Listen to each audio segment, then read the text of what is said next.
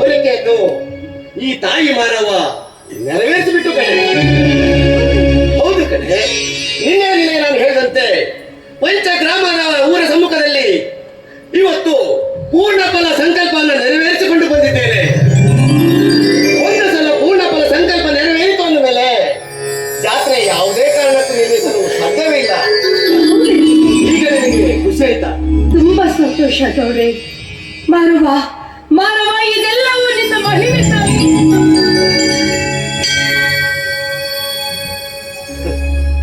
ಹೌದು ವೇದ, ಈ ವರ್ಷದ ಜಾತ್ರೆ ಇಡೀ ಸೀಮೆ ಅಷ್ಟೇ ಅಲ್ಲ, 100 ಹಳ್ಳಿಗಳು ಹಾಡಿ ಕೊಂಡಾಡುವಂತೆ ನಡೆಯಬೇಕು. ನಿನ್ನ ಹೇಳಿಕೆ ಯಾವತ್ತೂ ಕೈ ಬಿಡುವುದಿಲ್ಲ ಅನ್ನುವುದಕ್ಕೆ ಇವತ್ತಿನ ಸಭೆಯ ಸಾಕ್ಷಿ ಕಡೆ.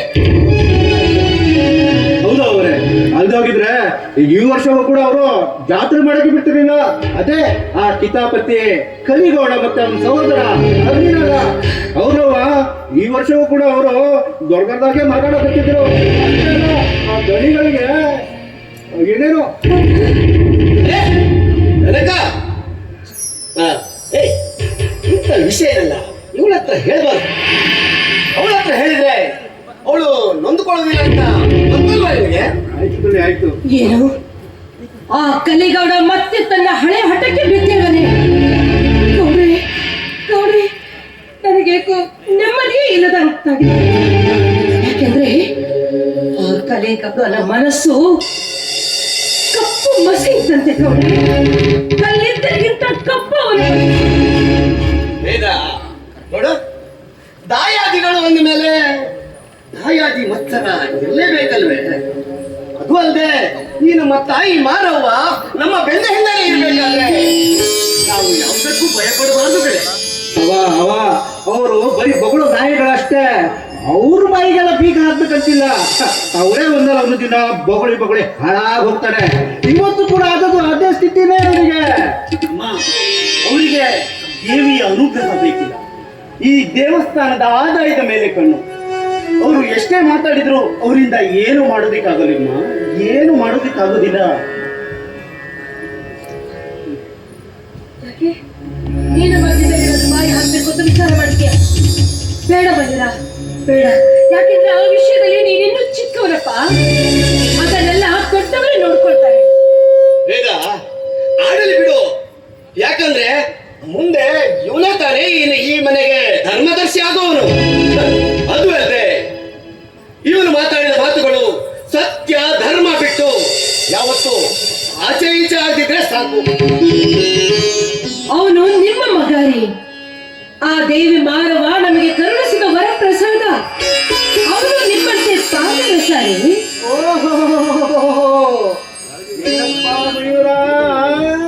ನೋಡಪ್ಪ ಮಯೂರ, ಮುಂದಿನ ದಿನಗಳಲ್ಲಿ ನೀನೇನಾದ್ರೂ ಧರ್ಮದರ್ಶಿ ಆಯ್ತು ಅಂತ ತಿಳ್ಕೊ. ನಾನು ಮಾತ್ರ ನಿನ್ನನ್ನು ಕರೆಯೋದು ಮಯೂರ ಅಂತಾನೆ, ಧರ್ಮದರ್ಶಿಗಳಂತ ಕರೆಯೋದು ನಮ್ ದಣಿಗಳಿಗೆ ಮಾತ್ರ ಸಿಗ್ತ ಅಲ್ವಾ ದಣಿ? ಹಾಗೆಲ್ಲ ಕರೆಯುವಂತಿಲ್ಲ. ಅದೇ ನೋಡಪ್ಪ ಕನಕ, ನಿಮ್ಮಪ್ಪ ನಮ್ಮ ಮನೆಯಲ್ಲಿ ಆಳಾಗಿ ದುಡಿದ್ರು ಕೂಡ ದೇವರಂಥ ಮನುಷ್ಯನಾಗಿದ್ದ. ಆದ್ರೆ ಏನ್ ಮಾಡೋದು, ನಿನ್ನ ತಾಯಿ ಕಾರಣವಿಲ್ಲದೆ ಕುಣಿಕೆಗೆ ತನ್ನ ಕೊರಳೊಡ್ಡಿದ್ದೇ ಒಂದು ದೊಡ್ಡ ಸಮಸ್ಯೆಯಾಗಿ ಉಳಿದಿದೆ. ಹದ್ದಿನಿಂದ ಇಂದಿನವರೆಗೂ ನಿನ್ನ ತಂದೆ ಕೂಡ ಅದೇ ದಾರಿ ಹಿಡಿದೋದ್ರಿಂದ ನೀನು ಅನಾಥನಾದೆ. ಆ ಕನಕ, ಈಗ ಹೇಳು, ನೀನು ಈ ಮನೆಗೆ ಆಳೋ ಮಗನು ಮಗ? ಹೇಳು, ನಾನು ನಿನಗೆ ಗೆಳೆಯನು, ಸೋದರನು, ನೀನೇ ಹೇಳಪ್ಪ. ಆಯ್ತಾಯ್ತು, ಸರಿ ಸರಿ. ಸಹೋದರಗಳು ಅಂತ ಸಂಬಂಧ ಆಯ್ತಲ್ಲ ಗೌಡ್ರಿ, ಇನ್ಯಾಕ್ರಿ ವಿಚಾರ ಮಾಡ್ತೀರಾ? ಆದಷ್ಟು ಬೇಗ ಇಬ್ಬರಿಗೂ ಒಂದೊಂದು ಕನ್ಯೆ ಹುಡುಕಿ ಬೇಗ ಮದುವೆ ಮಾಡಿ ಮುಗಿಸ್ಬಿಡಿ.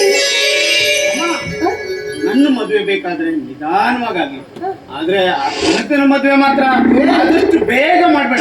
ನೋಡ್ಗಳಿಗಳೇ ಅಮ್ಮ, ಯಾಕೆ ಗೊತ್ತಾ, ಅವ್ನು ನನ್ ಜೊತೆ ದಾರಿಲಿ ಹೋಗ್ತಾ ಇದ್ರೆ ಕಣ್ಣು ದಾರಿ ಮೇಲೆ ಇರಲ್ಲಮ್ಮ, ದಾರಿ ಮೇಲೆ ಓಡಾಡೋ ನಾರಿ ಮಣಿಗಳ ಮೇಲೆ ಇರುತ್ತೆ.